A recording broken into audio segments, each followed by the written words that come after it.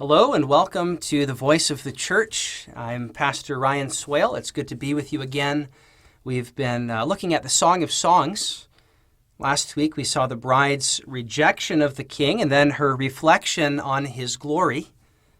The next part of the song in chapter 6 describes the way that he continues to see her even in her sin. I'll begin reading at verse 4. He says, "You are beautiful as Tirzah, my love, lovely as Jerusalem, awesome as an army with banners. Turn your eyes away from me, for they overwhelm me. Your hair is like a flock of goats leaping down the slopes of Gilead. Your teeth are like a flock of ewes that have come up from the washing. All of them bear twins. Not one of them has lost its young. Your cheeks are like halves of pomegranates behind your veil. There are 60 queens and 80 concubines, virgin without number. But my dove, my perfect one, is the only one of her mother, pure to her who bore her. The daughters saw her and called her blessed. Queens and concubines also, and they praised her. Who is this who looks down like the dawn, beautiful as the moon, bright as the sun, awesome as an army with banners?" A few months back, I preached this passage for Thanksgiving in the church that I pastor, as the Song of Songs is a book not only about marriage, but about the eternal marriage of Christ and his bride. And in the context of the song, Christ, the Davidic king, is here singing over his bride in the midst of her sin from the previous chapter.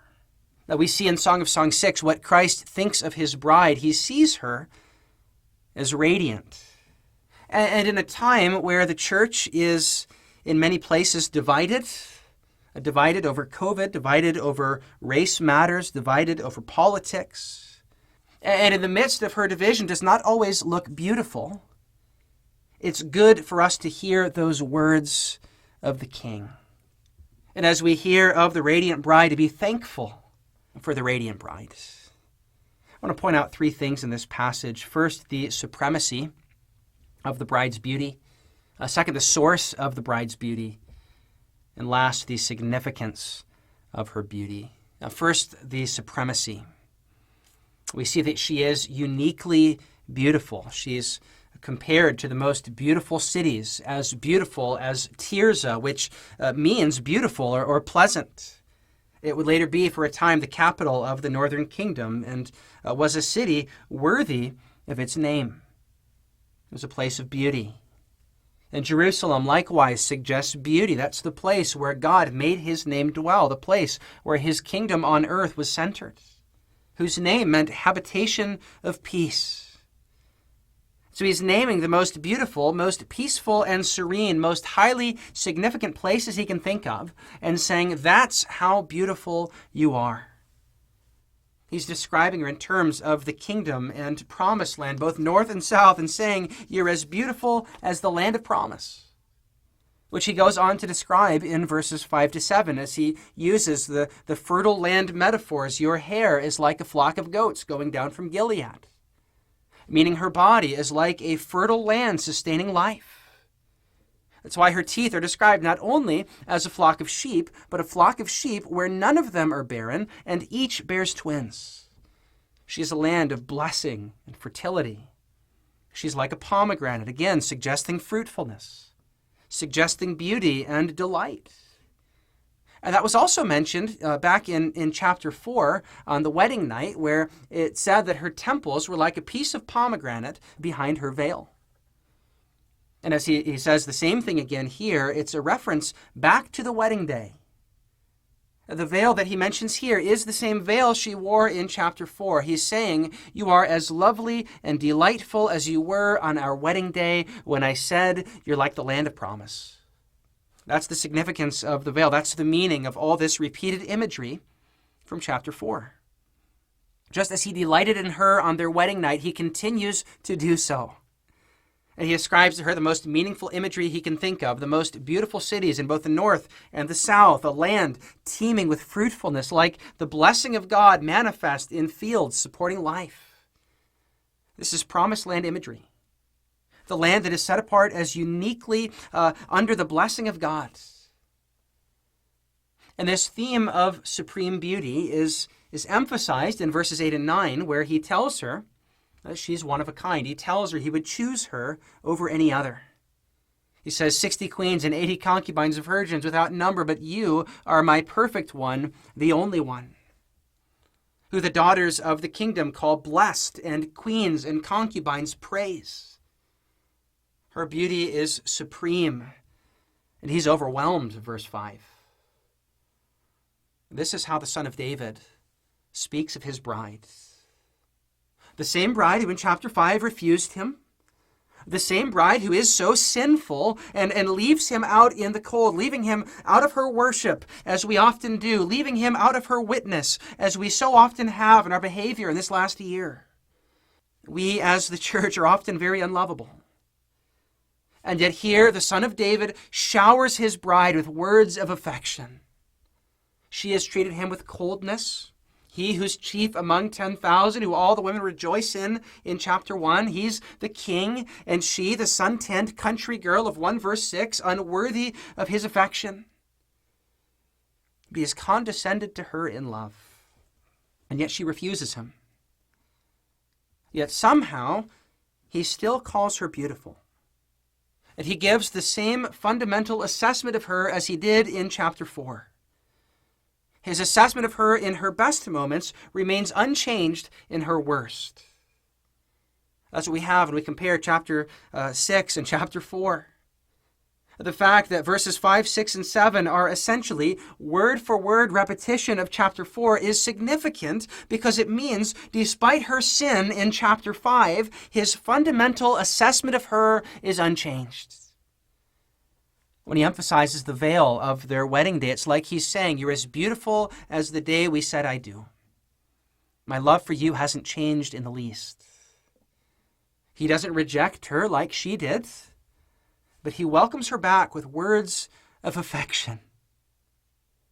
And again, we could talk about how in this description of the kind of love that the Son of David has for his bride, we learn how a husband should treat his wife, not becoming cold and distant when she displeases him. But beyond just that, this also teaches us about Christ's gracious heart. It teaches us about his objective declaration of our justification that is unchanged despite our sin. And teaches us also that everything that is beautiful and praiseworthy within us is not native to ourselves. The bride's beauty is not a natural or native beauty. The fact that the Son of David speaks of his bride in this way is not because of anything inside of her, but as we see throughout this passage, it's because of her relation to him.